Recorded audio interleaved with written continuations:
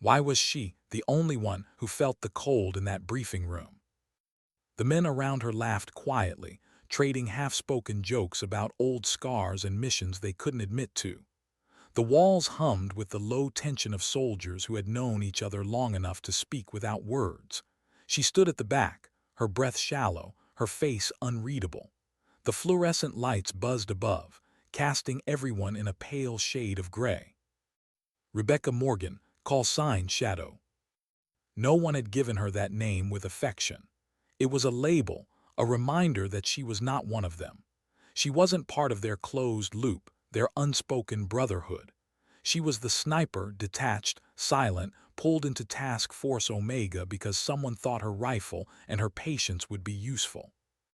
At the front of the room, Lieutenant Colonel William Bill commanded silence without raising his voice. His posture was straight, his eyes sharp as if carved out of the same stone as the Hindu Kush mountains flashing red on the map behind him. He pointed a laser to a winding ravine and spoke with the weight of finality. This is Silent Peak. Recon only. Eyes on target, no engagement unless compromised. The target was a man whose name carried shadows of its own, Azim the Ghost Kareem, a former ally, now a phantom who orchestrated ambushes that bled American patrols dry. Capture him and the war shifted. Kill him and perhaps hundreds of lives would be saved. But Hayes was clear, no heroics. Then his eyes, colder than the steel table, turned toward her. Morgan, you'll take over watch here. High Ridge, you'll be our eyes, you'll keep us safe. Crystal clear. That's what she said aloud. But inside, a weight settled on her chest, heavier than the Macmillan TAC-338 rifle she carried. The team shifted, adjusting gear, nodding silently. She could feel it, their mistrust, the invisible wall that made her both necessary and unwanted. A sniper works alone. They storm rooms shoulder to shoulder. She breathed slowly, reminding herself of what her father had always said. Respect is not given, it's earned. And it's earned in silence. Still, something lingered in the back of her mind. Hayes had looked at her not just with expectation but with calculation, as if he knew more than he was willing to say. She caught the briefest flicker in his gaze, a hesitation buried deep, but she let it go, for now. Later in the equipment bay, the team moved like a river, smooth, efficient, wordless. They were wolves sharpening claws. She was an island. Alone at her table, she laid out her rifle in pieces. Each part was familiar, the fluted barrel, the bolt, the carbon fiber stock molded to her frame. She cleaned them slowly, like prayer beads passing through her hands. This was how she controlled the storm. This was where her mind grew still. Cooper was the only one who broke the silence. Young, still raw around the edges, he leaned closer, curious. "That's the TAC-338, right? Smooth as glass." His voice was too loud, too earnest. She gave him a small smile. "It is." But before she could explain further, Reynolds, the bearded one who carried his authority like a hammer, stepped in. "Stop bothering the sergeant. We've got comms checks." His tone wasn't cruel, but the message was clear. She wasn't one of them. Reynolds pulled Cooper away, leaving her once again in the hollow pocket of her solitude. Her hands moved more deliberately after that. Precision as armor. Across the room, Hayes saw it. He saw her isolation, saw the barrier, but he said nothing. The mountain would decide her place. When her rifle slid back together, bolt locking with a clean metallic click, the ritual felt complete. She packed each piece of gear with care, shouldering the weight as if it were part of her body. And when she fell in behind the others toward the waiting helicopter, it felt less like she was part of a team and more like a shadow following wolves into the night. The Chinook was deafening inside, red lights casting every face in blood. They swayed together with each drop and rise. They were calm, waiting. For them this was routine. For her it was something else entirely, a test. She leaned against the cold bulkhead, eyes closed. Not for rest, for focus, breathing in counts of 4. Slow, precise. The The way her father had taught her on quiet mornings in Montana when the world was still and the only sound was the crack of a rifle shot carrying across the valley. Why did she remember that now? The Chinook dropped altitude sharply, tossing them against their harnesses. Hayes raised a gloved fist, signaling goggles down. A field of green washed across her vision. She saw every scuff mark on the floor, every wrinkle in her gloves. Outside, the mountains rushed beneath them, black shadows edged in silver moonlight. 1 minute, Hayes signaled again. The red light died, green flared. The ramp opened with a scream of hydraulics. Snow and pine needles blasted in, stinging any exposed skin. The cold bit hard.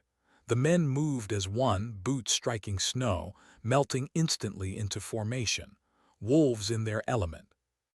Rebecca followed last, the shadow stepping into the storm. The Chinook rose, its thunder fatting into the void. And then silence. That heavy, crushing silence of the Hindu Kush, broken only by wind through trees and the crunch of boots.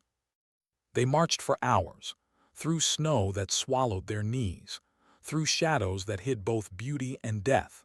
They spoke in hand signals, in glances, in the rhythm of movement. She walked at the rear, steady, her eyes scanning ridgelines. This was her world, watching, waiting, calculating. Theirs was motion and muscle. Hers was patience. When they reached the boulders, Hayes stopped.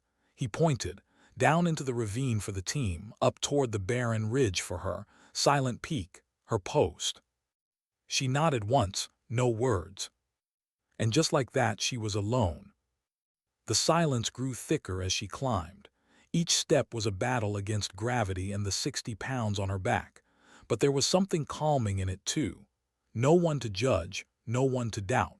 Just her breath in white clouds, her boots finding purchase, her fingers cold but steady. At last she reached the ledge, a jagged lip of stone and pine. She set her rifle's bipod deep into the snow, her scope cutting the darkness below into sharp relief. She scanned once, twice.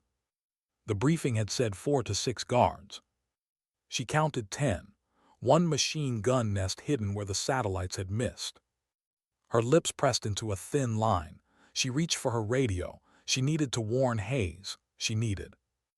The ground below erupted in white light.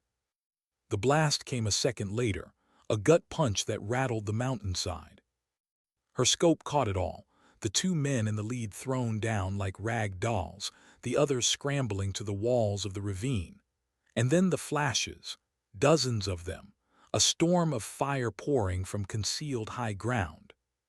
Her radio screamed with voices. Contact, contact, a panicked shout, Cooper is hit. Rebecca's breath caught. Cooper, the one who had dared to treat her like more than a tool. Hayes's voice cut through, steady but fraying. 2 men down, suppress the high ground, we're pinned. Pinned, outgunned, trapped. Rebecca's hands locked onto her rifle, but from this angle she had no clean shots. Too much cover, too much chaos. She watched, helpless, as Doc Miller crawled through snow toward Cooper, his own body shielding the young man from the hail of fire. And in that moment, her carefully built detachment cracked. They weren't abstract figures anymore. They weren't just soldiers on a map. They were hers, her team. The rules said no engagement unless compromised, but the rules had just burned in fire and smoke. Her eyes moved fast. She saw the enemy geometry, saw the flanking maneuver forming. Hayes saw it too. His voice was stripped bare now. They'll be on Doc's position in 12 minutes. 12 minutes. And then quieter, directly in her ear. Shadow, status. She swallowed hard, scanning again. Silent Peak compromised. Line of sight obstructed. A pause. She could feel his decision forming. To your west, a ridge. Exposed, no cover, but from there you'll see everything. The ridge, she turned her scope. He was right, but it was suicide. Wind-scoured, bare rock, a death sentence. Her eyes fell back to the ravine, to the medic shielding Cooper with his own body. The math was simple. I'm moving. She dropped her pack, stripped to essentials, and began the climb. The 12-minute clock ticked in her mind. The wind hit like a wall, a living thing. It clawed at her face, pushed at her rifle. Her muscles burned. Her lungs ached in the thin air. 9 minutes left. Halfway up, a gust slammed her sideways. Her boots slipped on black ice. For one horrifying instant, she was falling. Her fingers found a crevice, slamming hard. Pain shot up her arm. Her rifle swung forward, smashing against rock. The crack echoed like a gunshot. She froze, the barrel, the scope. Had it been damaged? Her heart lurched. Without it, she was nothing. But there was no time, no choice. She climbed again, shoving the fear into a locked box. 3 minutes left. She hauled herself over the summit, collapsing onto the barren spine of rock. Her body screamed. Her hands shook. And as she looked down at the rifle in her grip, the question cut deeper than the wind. After a fall like that, would it still shoot true? Could she trust it? The TAC-338 lay in her hands, steel and carbon scarred from the impact against stone. Her lifeline, her single thread of relevance to the men below who were about to die if she failed. She didn't have the luxury of testing it.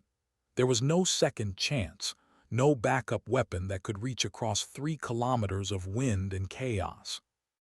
Her pulse hammered, but her hands were steady. She had learned long ago to separate the two. Her heart could scream, her hands would obey. She slammed the bipod into a flat stone, chambered around, the familiar sound cutting through the howl of the gale like an anchor to sanity.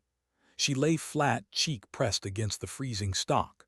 The wind tore at her hood, stung her eyes, rattled the very earth beneath her. But through the circle of glass, the world narrowed to clarity. Range. She raised the laser rangefinder, 2,950 meters, nearly 3 kilometers. At that distance, the bullet would be in flight for almost 7 seconds, an eternity of physics, wind, and hope. She pulled out the Kestrel ballistic computer.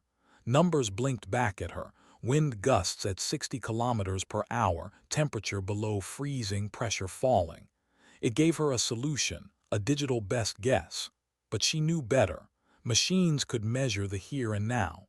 They couldn't read the valley's shifting heart. She looked instead at the snow, not the heavy flakes but the faint dust whipped across ridges. She watched its dance, its rhythm. Her father had taught her that, trust the snow, not the numbers. Still, the fear pressed in. What if the scope had shifted? What if the barrel was off? 1 millimeter of error here could mean 10 meters of failure down there. And if she missed? Her eyes found him, not a rifleman, not yet. A man crouched behind an outcrop holding a small box with an antenna, a detonator, another trap waiting to be sprung. 6 minutes left. Rebecca's breath fogged against the scope. She exhaled slowly, her finger pressing the trigger until it met the hard wall. Time stretched thin. The mountain screamed with wind, then suddenly hushed, as if the world itself held its breath with her. She fired. The sound vanished, ripped away by the gale. The recoil shoved deep into her shoulder. She held steady, eyes locked to the glass, watching as seconds crawled past. 1, 2, 3. The ravine was chaos, her team pinned, gunfire echoing. 4, 5, 6. The man was still crouched, still oblivious. 7. The detonator dissolved into shards, and a dark bloom opened in his chest. He collapsed like a puppet cut from its strings. The shot was true. Her rifle, her instincts, they hadn't betrayed her. And for the first time since she had joined Task Force Omega, she felt the invisible wall crack. Below, Hayes's voice crackled through her headset, stripped of its iron for just a moment. Shadow, that was you. But there was no time for acknowledgement, no time for pride. Because the enemy had seen it too. Dozens of heads turned toward the ridge. Confusion flared, then fear, then fury. A hailstorm of bullets erupted, ripping through the sky, slamming into rock, whining overhead. They didn't know her exact position, but they knew the direction, and they were determined to silence the ghost that had stolen one of their own. Rebecca worked the bolt. The hot brass clinked, vanished into the snow. A fresh round slid home. Then came the countershot. The supersonic crack sliced the air an inch from her skull, followed by the thunderclap of a rifle echoing across the valley. Stone shards exploded beside her cheek, cutting her skin. She dropped lower, pressing herself so close to the mountain she felt the cold pulse of its heart. Another shot slammed above her, ricocheting into the night. He was good, patient, a sniper. Her world contracted. This was no longer about covering fire or survival. It was a duel, and duels only ended one way. She inched her scope across the far ridge, sweeping shadows, hunting for anything out of place. Not a man, not a shape. A flicker, a shadow too dark, the faint kiss of orange light. There, a muzzle flash, hidden deep between boulders. She shifted instantly, calculating range, angle, wind. Her body moved on reflex. No hesitation, no deliberation. She fired. The bullet traversed the void unseen. Through her scope, she saw his rifle jerk upward, then vanish back into the darkness. The return fire ceased. Silence, save for the endless wind. She had won. Her headset came alive again, Hayes's voice raw but urgent. Shadow, medevac inbound. ETA 5 minutes, just give us that. 5 minutes. 5 minutes, it wasn't forever anymore. It was measurable, a goal she could bleed for. Her scope swept the battlefield. She ignored the men spraying suppressive fire. She hunted for linchpins, those whose actions would unravel her team's survival. She saw a heavy machine gun being dragged into place at the ravine's mouth. If it opened fire, escape would be impossible. Her third shot cracked. The weapon fell silent before it could speak. 3 rounds left. Below, the fight grew frenzied. The enemy scattered, no longer confident. They darted from rock to rock, trying to flank, trying to overwhelm. Their fear was palpable. They knew now there was something unseen above them, something relentless. The wind howled, carrying the faint thump of rotor blades. Salvation, the Black Hawk. Her fourth round dropped a squad leader rallying men on the flank. His group scattered, stumbling without direction. 2 minutes left. Another enemy broke cover, sprinting straight for the medic and Cooper. Her fifth shot was a reflex, an extension of her will. The man pitched forward into snow. 1 round left. Her body shook from the cold. Her muscles screamed from the climb. But her mind was crystal, her vision razor sharp. Then she saw it, a final fire team moving along a sunken path, nearly invisible under rock overhang. Too close to her team, too hidden for a direct shot. But not hidden from the mountain itself. Above them hung a cornice of unstable snow, groaning under its own weight, a fracture waiting for a reason. Her last bullet became that reason. The cracked spiderweb, then the world gave way. A wave of white roared down, burying the fire team, sealing their path.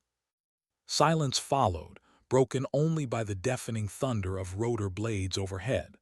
The Black Hawk swept in, downdraft blasting snow in every direction. Its doors were open, gunners ready, salvation delivered in black steel and fury. Rebecca lay still, rifle empty, body trembling. She had been the shadow, the unseen, but in that moment she became the bright line between life and death. And for the first time she felt something foreign but powerful, belonging. The medevac descended, hoist line snaking down. Smoke grenades bloomed purple and yellow, obscuring the scene. Gunners ripped the mountainside with fire, shredding rock and snow. Rebecca couldn't fire anymore, but she could still see, and what she saw nearly froze her heart. High on the opposite cliff, a figure emerged from a cave. Not just a man with an RPG on his shoulder, kneeling, sighting in on the helicopter. No one else could see it, not the gunners, not the men below, only her. Her rifle was empty. Her voice cut into the chaos, calm and precise. Omega 1 RPG gunner, East Cliff, cave mouth, grid 39er kilo. No acknowledgement, only action. The minigun swiveled, unleashed hell.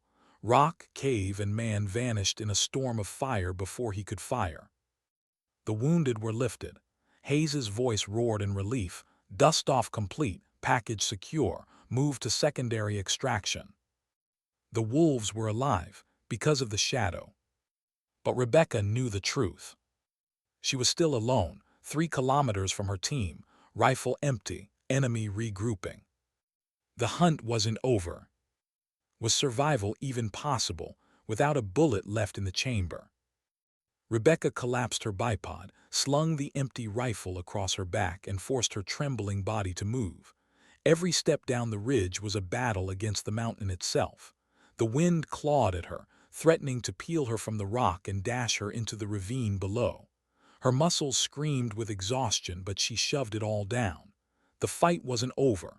Not yet. Her radio hissed. Hayes's voice cut through, calm but tight. Shadow status. Moving to Rendezvous Sierra, ETA 30 minutes. A pause, then his reply. Negative, south route compromised, hostiles inbound, divert to Tango, 5 clicks. Rebecca stopped cold, 5 kilometers, overexposed terrain that made her current descent look like child's play. Tango meant longer risk, longer delay.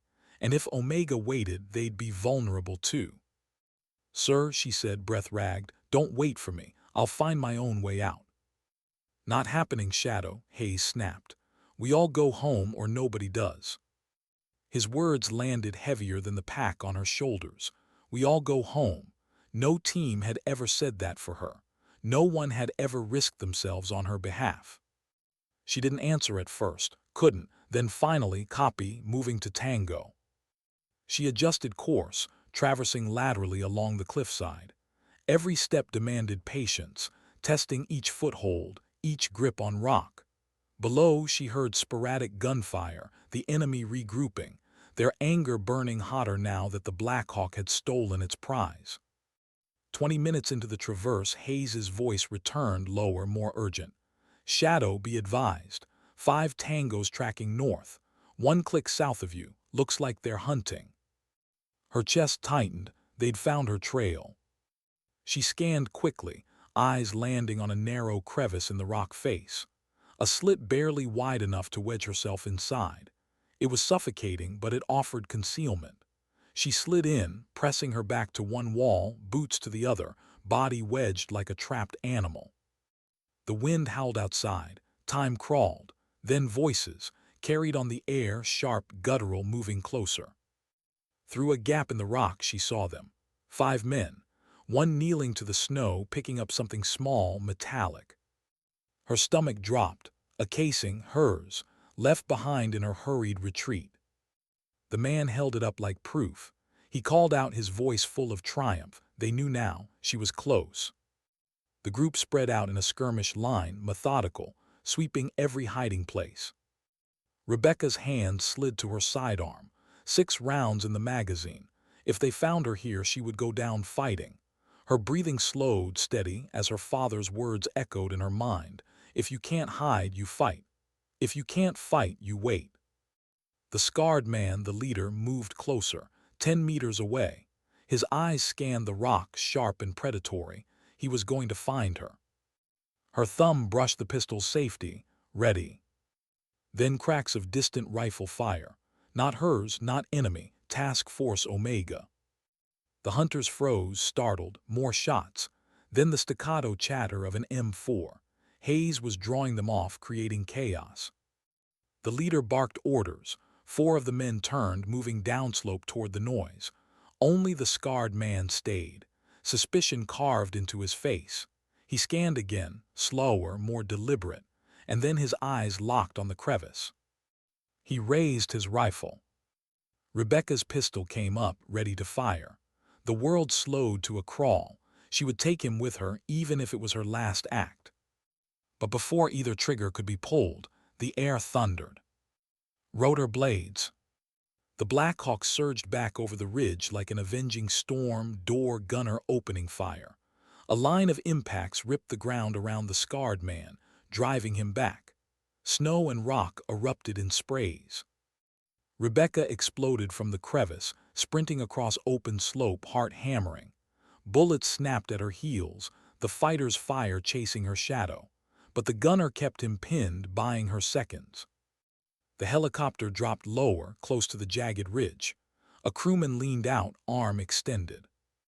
Rebecca leapt. For a heartbeat, she was weightless, suspended between mountain and sky. Strong hands caught her, yanking her inside as the Black Hawk banked hard, rotors tilting, engines screaming. She collapsed onto the cold deck, chest heaving, body shaking from exhaustion. She looked up. Cooper, pale, leg bandaged, face lined with pain but alive. His hand found hers, grip weak but certain. "You made it," he whispered over the roar. "Never doubted you would." Something broke in her chest then, something she hadn't let herself feel in years. She squeezed his hand back, words lost to the storm. Hayes crouched beside her, his face streaked with dirt and blood, eyes steady as iron. He held up a battered satellite phone. "We found this on one of their dead. American-made, military-grade. Someone gave them our route, our timeline." Rebecca's blood ran cold. "Betrayal." Hayes's voice dropped, harsher now. "I saw something before the ambush, an American talking with Kareem Weaver. Charles Weaver, the CIA liaison who had briefed them, the man who had looked them in the eye and handed them into hell." Rebecca's heart clenched, not just betrayal, something deeper, something tied to her father. She didn't know how, but she felt it. The helicopter banked, racing back toward base. For now they were alive. For now they had escaped. But she knew the truth, this wasn't over. Not even close. Why did silence always feel louder in the infirmary? Rebecca sat on a hard plastic chair, her elbows braced to her knees, her eyes fixed on the closed doors of the operating room. The air smelled of disinfectant and fear. Machines hummed behind the wall, and every few minutes, a muffled command or clatter of instruments leaked through. Cooper was in there, his leg torn apart by shrapnel, his face ghostly pale when the medics wheeled him in. She had walked into that mountain with no ties, no promises. Yet now, her chest ached as though she were the one cut open on the table. Hayes stood nearby, arms crossed, posture rigid. He hadn't moved in an hour, not even when the corpsman offered coffee. He didn't drink coffee. He didn't blink. He just waited as if sheer will could bend fate. Rebecca wanted to ask him if this was normal, this crushing silence after battle, this weight that refused to lift even when the shooting stopped. But the words never left her lips. She knew the answer. The silence wasn't absence. It was presence. The presence of everything they couldn't undo. Her hands trembled. She clenched them tight. She had done her part. Her shots had saved lives. She knew it. Hayes knew it. But in the quiet corners of her mind, another truth whispered. She hadn't saved everyone. 2 men had died in that ambush. Their names were already being prepared for casualty reports. She could see their faces. She always would. And Cooper, if he didn't make it. The doors finally swung open. A surgeon pulled down his mask, face tired but relieved. "He'll live. The leg is gone, but the infection's under control. Strong kid, stronger than most." Rebecca exhaled, the breath shaking free from somewhere deep in her chest. Hayes gave the smallest nod. It wasn't victory. It was survival. And sometimes survival had to be enough. Later, in the dim glow of her barracks, Rebecca cleaned her rifle. Not out of need. It had already been inspected, repaired, declared battle-ready again. But the ritual mattered. Every pull of the rag, every click of the bolt sliding home, steadied her. The weapon had not failed her. She couldn't afford to fail it. Still, the words from Hayes echoed in her head. Weaver, talking to Kareem. Weaver, the man who had briefed them. Weaver, who smiled too easily, who spoke in half-truths and polished assurances. Weaver, who had known her father. Her father, Captain Daniel Morgan, dead in Afghanistan when she was 19. Official story, an ambush, unavoidable, a tragedy of war. But what if it hadn't been? What if Weaver had been there then too? Her thoughts spiraled. She pressed her palms to her eyes, trying to block it out, but the memories bled in anyway. Her father teaching her to shoot in the Montana dawn. His voice steady, calm, even as her hands shook around the rifle. "Breathe, Rebecca. In slow, out slow. The shot is already yours, you just have to let it go." And then his funeral. The flag folded, pressed into her arms like a weight she could never set down. The speeches about sacrifice. The promises of honor. Promises made by men like Weaver. Her chest tightened. If Weaver had betrayed them now, had he betrayed her father too? A knock broke her spiral. She straightened as Hayes entered, closing the door behind him. His face was carved from stone, but his eyes softened slightly when they met hers. "You did well out there," he said. "Better than they'll ever give you credit for." She wanted to thank him, but the words came out differently. "You said Weaver was with Kareem. Are you sure?" Hayes studied her for a long moment. "I saw his face, just for a second, but I know what I saw." Rebecca swallowed hard. "Then we're not fighting just one enemy, we're fighting betrayal." Hayes nodded once, "And betrayal cuts deeper than bullets." He set a folder on her bunk. "Read this, off the record. Intel I pulled before Weaver locked the system. Your father's last mission. He was chasing Kareem too, different valley. Same pattern, ambushed before they even left the wire." Rebecca opened the folder with shaking hands.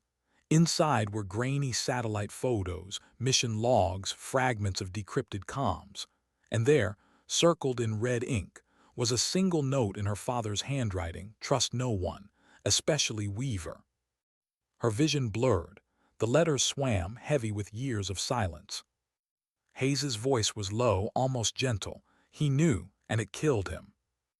Rebecca closed the folder, her hands trembling so badly she could barely hold it. Anger, grief, betrayal, all crashing together until she couldn't tell where one ended and the other began. "I need proof," she whispered. "Not just suspicion, proof that Weaver's feeding Kareem." Hayes leaned closer, his presence heavy, grounding. "Then that's what we'll find. But understand this, Shadow, when we uncover it, no one in this command will protect you. Weaver has allies, power. If you take him down, you'll be standing alone." She met his gaze, her voice steady despite the storm inside. "I've been standing alone my whole life. That part doesn't scare me." Hayes studied her, then gave the faintest trace of a smile. "Good, because we're going to need the Shadow more than ever." The door closed behind him, leaving Rebecca with the file in her lap, the weight of her father's last warning pressing against her chest. She sat there long into the night, the sounds of the base muted, her world shrinking to the circle of lamplight on the folder. She thought of Cooper, fighting to heal. She thought of the men they had lost. She thought of her father, betrayed by the same man who now smiled in her briefings. And as the hours stretched toward dawn, one truth crystallized in her mind.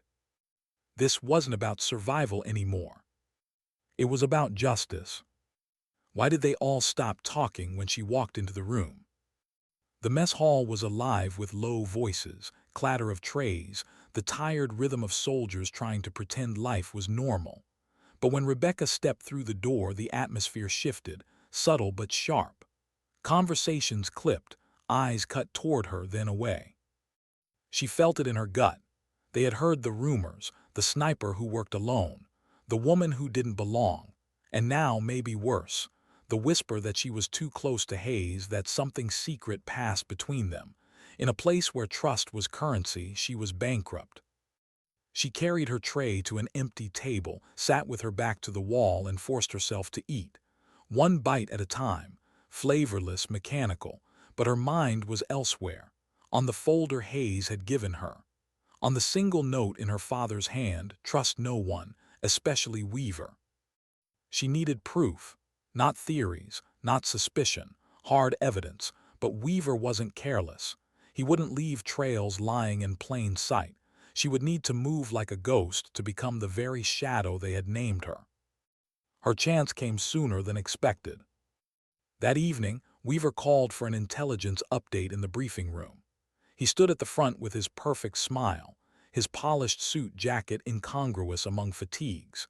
He spoke of satellite intercepts, of shifting patterns in Kareem's movement, of another possible convoy moving through the valleys.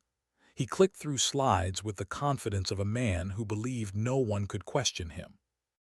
Rebecca sat near the back, eyes narrowed, studying not the map but him. His posture was too relaxed. His gaze lingered just a fraction too long on the corners of the room, as if ensuring no one could see the cards he held behind his back. When the briefing ended, Hayes dismissed the team. Men filed out, muttering about loadouts and timings.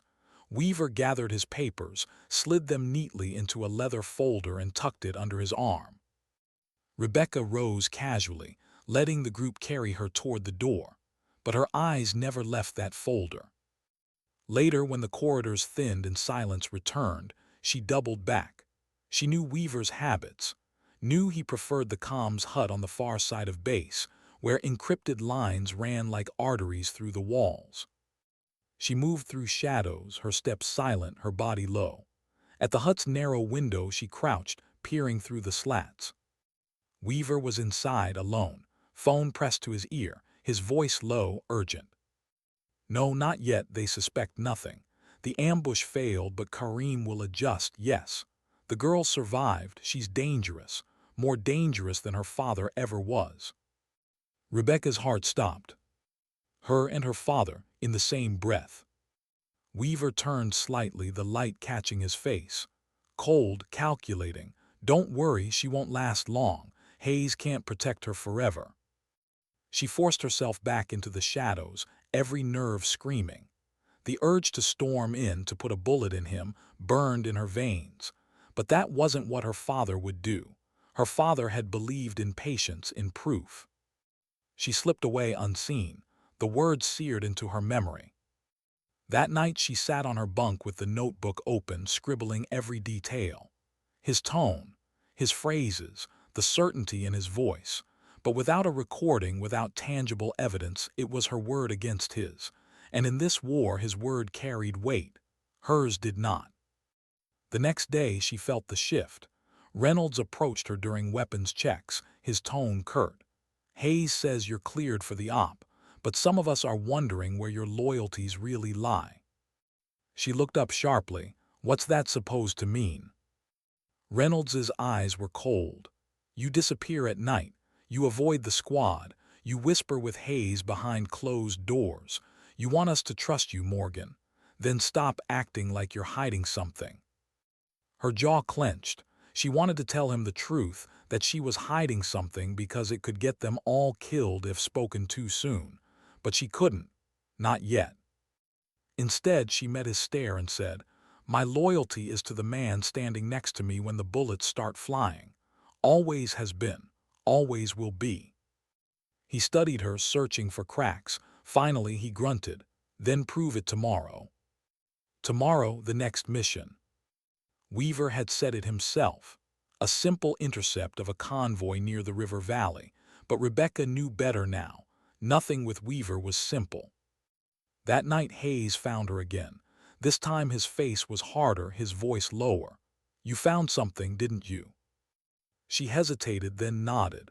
"I heard him, talking to someone on comms. He mentioned Kareem. He mentioned my father. He knows who I am, Hayes. And he's planning to finish what he started."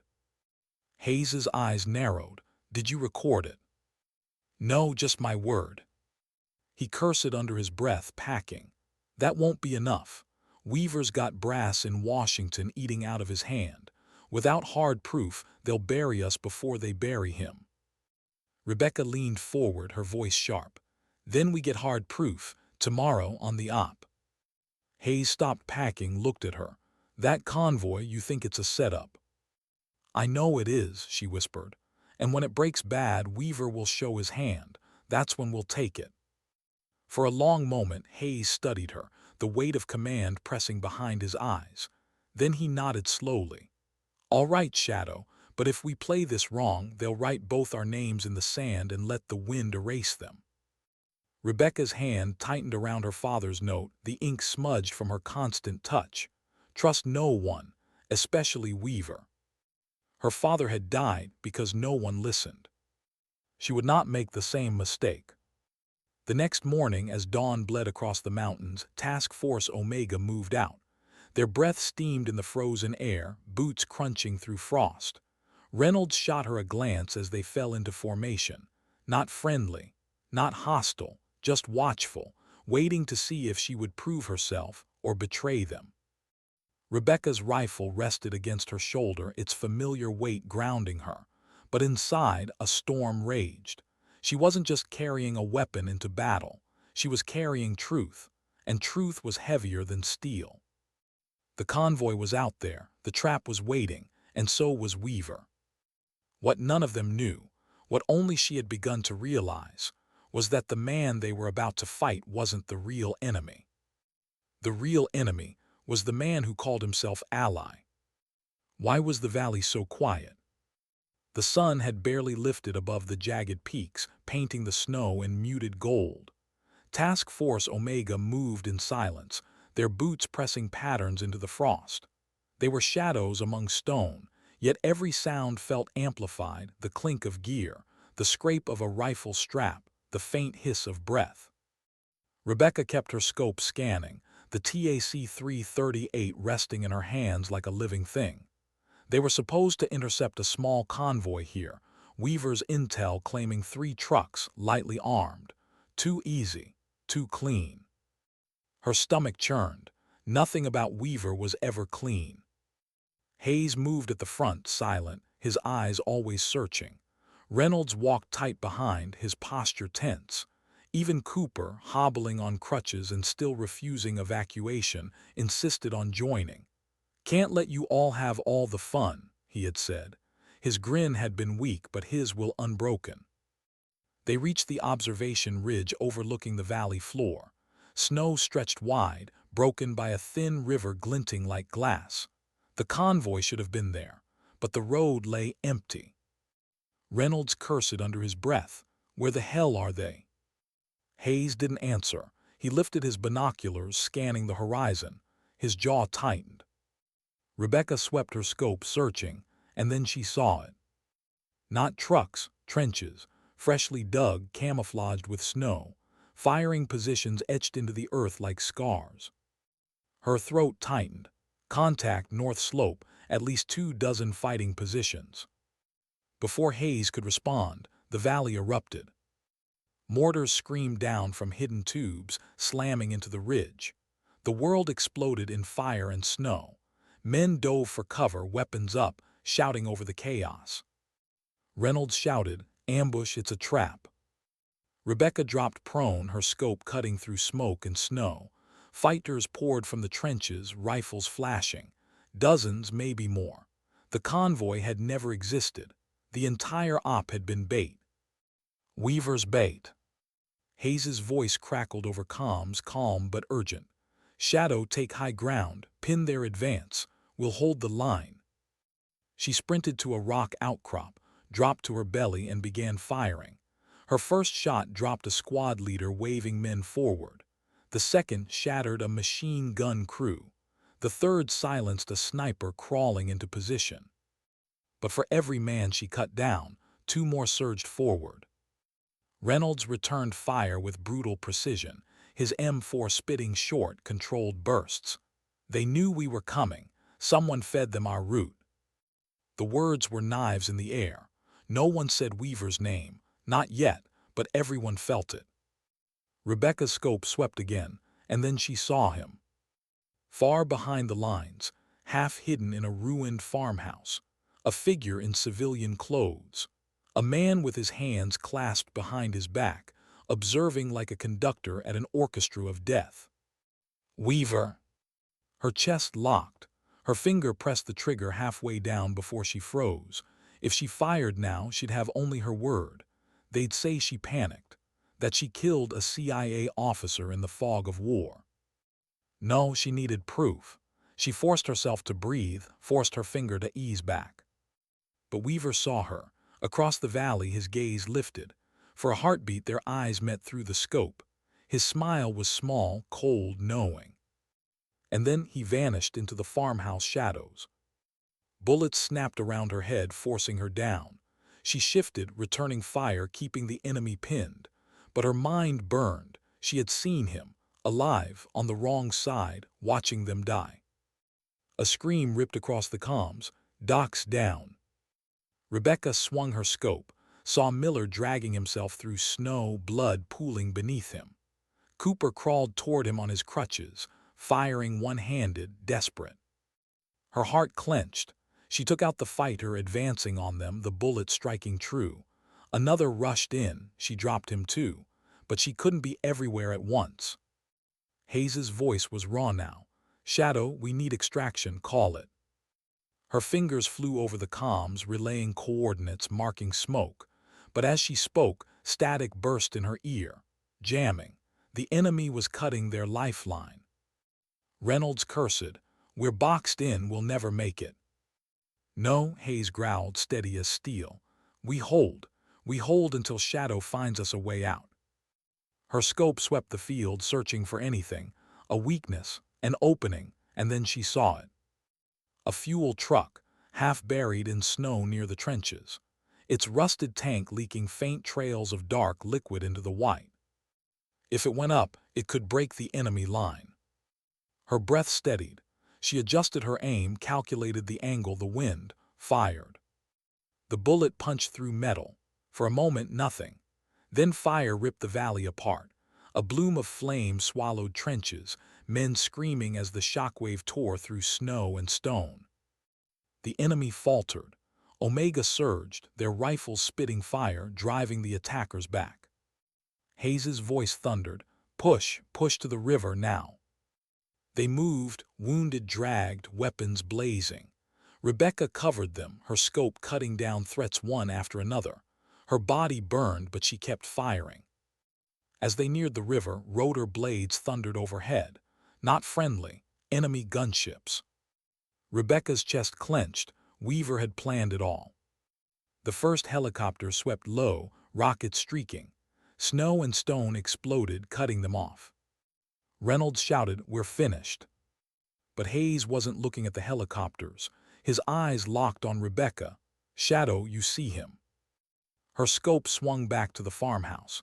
And there he was. Weaver, stepping into daylight, shielded by fighters, boarding the gunship like it was his chariot. "Prove." Her finger tightened on the trigger. Not yet, not now. One bullet wouldn't be enough. She needed him alive, undeniable, caught in the open. She keyed her comms, voice sharp. "Command, this is Shadow. Mark my words. Weaver is with Kareem. I have eyes on him boarding hostile transport. Confirm visual with drone feed." Static for a heartbeat. She feared the jamming had won. Then confirmation. A distant operator's voice crackled through. "Shadow, we copy. Drone feed live. Target confirmed. Weaver identified." Her chest filled with fire. She had it, proof. The gunship lifted, carrying Weaver into the sky. The valley still burned. Omega was still surrounded, but something had shifted. This wasn't just survival anymore. This was justice in motion. Hayes's voice rang out, steady even as bullets tore the air. "You heard her, men. We fight, we bleed, we crawl, but we live. And Weaver's time is running out." Rebecca chambered another round, her eyes never leaving the sky. She had proof now, but proof came with a price. The enemy knew she had seen. And they would stop at nothing to silence the shadow. Why did the room feel colder than the mountains? Rebecca stood in the debriefing chamber, fluorescent lights glaring overhead, every eye in the room fixed on her. Not with respect, not with gratitude, with suspicion. The walls hummed with unseen power, recorders, cameras, the quiet machinery of bureaucracy sharpening its knives. At the far end of the table sat Weaver, immaculate suit, calm hands folded in front of him, the picture of composure. And then there was her, mud still on her boots, dried blood streaking her fatigues, rifle strapped to her back like evidence of guilt. Hayes sat to her right, his jaw clenched, his posture rigid. Reynolds was on her left, arms crossed, eyes flicking between her and Weaver like he wasn't sure which way the wind would blow. The colonel presiding over the debrief cleared his throat. "Sergeant Morgan, you reported hostile contact in the valley, severe casualties, yet your after-action notes, conflict with CIA records."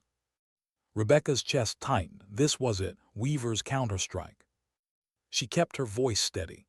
The convoy was never real, it was an ambush. Kareem's men were waiting, and Weaver was there. I saw him with my own eyes. Weaver leaned forward slightly, his voice smooth, measured. "Colonel, I understand the sergeant's trauma. She fought bravely. She saved lives, but with respect, she's mistaken. I was in Kabul. I have comms logs, timestamps, witnesses. She's confused. Exhaustion, perhaps." The colonel's eyes narrowed. "Sergeant, do you have proof of your claim?" Rebecca's pulse hammered. Proof. She had called it in during the fight, drone confirmation. "Yes," she said firmly. "Check the drone feed, it saw him, boarding a hostile gunship." Weaver's smile didn't falter. The drone feed was corrupted, technical malfunction, no usable footage. A knife twisted in her gut. They had wiped it, erased it, the one thread she'd clung to. The colonel sighed. "Sergeant, you're making a grave accusation against a senior intelligence officer, without evidence." Rebecca's fists clenched at her sides. She wanted to shout, to scream that it was true, but rage would only confirm their doubts. Hayes spoke suddenly, his voice hard. "I saw him too, not clearly, but enough. We can't ignore this." Weaver turned, his smile sharpening. "With respect, Colonel, Hayes is protecting his sniper. Loyalty is admirable but dangerous when it blinds judgment." Reynolds shifted in his seat, tension radiating off him. For once, his skepticism wasn't aimed at her, it was aimed at Weaver. But he stayed silent, his silence as sharp as any blade. The colonel leaned back, his verdict heavy. "Sergeant Morgan, effective immediately, you're relieved of operational duty pending inquiry. Hand over your weapon." The words landed like a hammer. Her rifle, the only thing that had never betrayed her, slipped from her hands. She placed it on the table slowly, carefully, as if letting go of her own spine. Weaver's eyes met hers, a glint of triumph buried in the calm. Only she saw it. Hours later, she sat alone in a dim barracks room stripped of everything except a cot and a desk. A soldier stood outside the door, guard or warden. It didn't matter. She was boxed in. The silence pressed heavy. Her father's note burned in her pocket. "Trust no one, especially Weaver." She whispered into the dark, "I didn't listen soon enough, Dad." But even in the suffocating weight of betrayal, something sparked inside her. A truth no erasure, no lie could bury. She had seen Weaver, and if he had gone to such lengths to silence her, it meant one thing. He was afraid. The door creaked open. Hayes slipped inside, his movements swift, urgent. His face was tight with anger. "They're railroading you," he said. "I checked the drone logs myself. They didn't corrupt. They were purged deliberately." Rebecca's chest clenched. "Then it's over." "No," Hayes growled. "It's not over until we're in the ground. I've got one man on our side, tech specialist. Pulled fragments off the servers before they were wiped. Not much, but enough to prove someone tampered, enough to start cracks in Weaver's armor." Rebecca's eyes narrowed. "Then we have to move, before he buries us deeper." Hayes nodded. "Tomorrow, quietly. You'll be escorted to Psych Eval in Kabul. Weaver arranged it, but I'll intercept you before then. We'll slip out. Get the fragments out of country. Send them to someone we can trust." She stared at him. "Who do we trust, Hayes? If Weaver has hands in command in Washington, who's left?" Hayes's jaw tightened. "Your father had a contact. Old school, retired but clean. I'll take you to him, it's our only shot." Rebecca felt her breath steady. For the first time since the valley, hope flickered. Fragile but real. The next morning, 2 MPs came to escort her. She walked between them, wrists unbound but dignity chained. They led her toward the tarmac, where a waiting transport hummed under gray skis. And then it happened. Gunfire cracked across the base. Short, sharp bursts. Soldiers shouted, alarms wailed. The MPs ducked, dragging Rebecca down. She twisted, scanning. And there, by the comms hut, a squad of fighters in stolen uniforms storming the base, Weaver's men, inside the wire. Chaos erupted. The MPs released her, rushing to return fire. Rebecca dropped low, heart pounding, watching as Weaver emerged from the smoke, calm, unhurried, as if the firefight around him were theater staged for his benefit. His eyes found hers across the chaos. He raised a radio to his mouth, speaking calmly. And then, as if the universe itself mocked her, mortar fire rained down on the airstrip. This wasn't an accident. It was an execution. Hayes appeared from nowhere, shoving a weapon into her hands, a pistol cold and heavy. His voice roared over the explosions. "Run, Shadow, now." She hesitated only a heartbeat. Then she moved, through fire, through smoke, through betrayal itself. Weaver wanted her silenced, but shadows don't die in the light. They vanish and they return. How far can a shadow run before it becomes the only thing left? Rebecca's boots slammed against the frozen dirt as she sprinted from the airstrip. Mortars tore the sky apart behind her, each blast throwing fire and shrapnel into the air. Sirens wailed. Soldiers shouted. Weaver's men in stolen uniforms blended into the chaos, striking fast, disappearing just as quick. Hayes was ahead of her, cutting a path with controlled bursts from his rifle. He moved like a man who had already accepted he would not survive the day. She hated him for that. She needed him alive.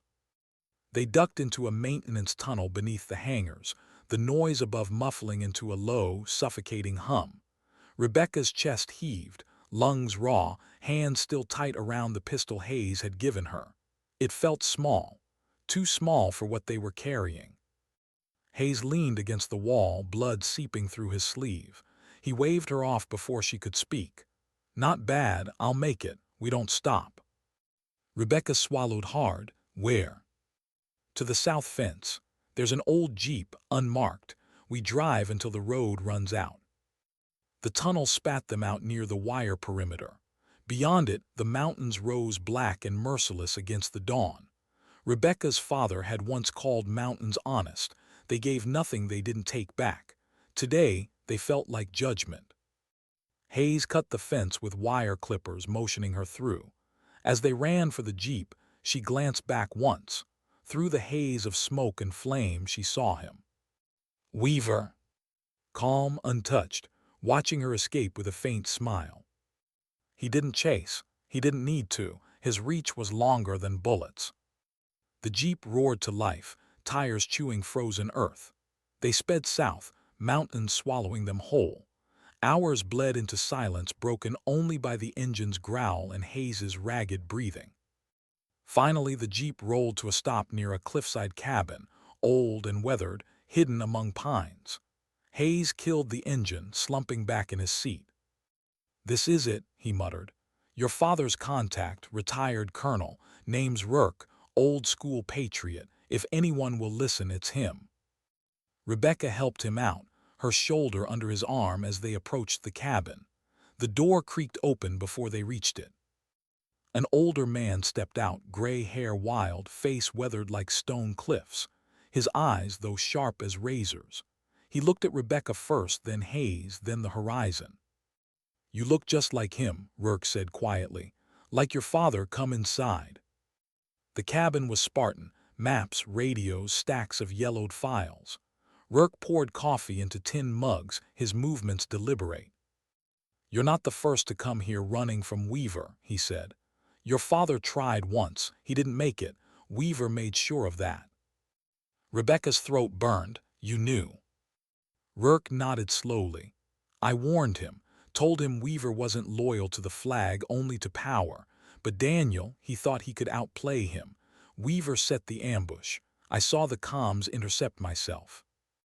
Rebecca's hands tightened on her mug until it burned her skin. "Proof. Finally proof." Rourke turned to Hayes. "You've got the fragments." Hayes nodded weakly, pulling a small drive from his vest pocket. He slid it across the table. "Encrypted logs. enough to show Weaver's been feeding Kareem for years, enough to expose him. Rourke picked it up, studying it like a sacred relic. This is dangerous, girl. If we leak it, Weaver will burn the earth to stop us. He's protected. Washington's blind. You'll be hunted until you're nothing but dust. Rebecca met his gaze, her voice steady. Then let him hunt. My father died alone because no one listened. I won't let silence win again. For the first time, Rourke smiled, a small, grim thing. You've got his fire, all right, we'll send it, but we'll do it right. They set up the radio, old but powerful, patched through encrypted relays. Rourke worked fast, hands sure despite his age. Rebecca stood at the window, scanning the trees. And then she saw it. Movement, dozens of figures, Weaver's men. Hayes, she whispered, they found us. The first shots cracked through the trees. Bullets shredded wood, shattered glass. Rebecca shoved Rourke down, dragging Hayes toward cover. The cabin exploded into chaos. She fired through the window, dropping 2 men as they rushed the clearing. Hayes fought beside her, grimacing through pain. Rourke cursed, fingers flying over the radio. It's sending, just hold them off another minute. But the door burst open. Weaver himself stepped inside, calm as ever, pistol in hand. His smile was cold, his eyes bright with triumph. You should have stayed a shadow, Rebecca, he said softly. Instead, you wanted light, and light gets burned. She raised her pistol, he raised his. The world froze. Then Hayes moved.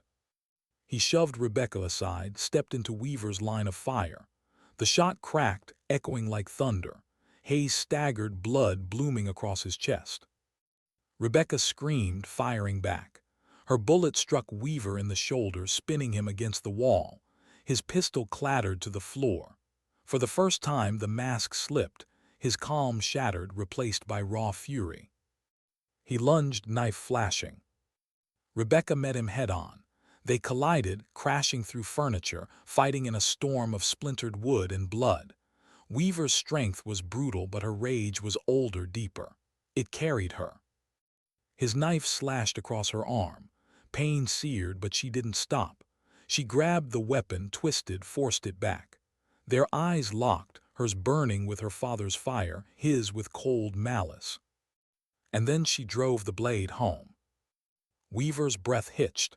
His eyes widened, not in fear but in disbelief, as if he had never imagined he could lose. He collapsed, the fight leaving him in a rush. Rebecca staggered back, chest heaving, blood mixing with sweat and tears. Hayes was on the floor, his breath shallow. She crawled to him, clutching his hand. You held the line, he whispered, voice weak. You proved them wrong, you're not alone anymore. Her vision blurred. Stay with me, Hayes, please. But his grip loosened, his eyes fatting. His final breath was a ghost in the cold air. The radio beeped. Rourke's voice broke through the haze. It's done, the files are out, Weaver's finished. Rebecca closed Hayes's eyes with trembling fingers. For a long time she sat in silence, the weight of everything pressing down. Weaver's body on the floor, Hayes's sacrifice, her father's shadow finally at rest. Outside, dawn broke over the mountains.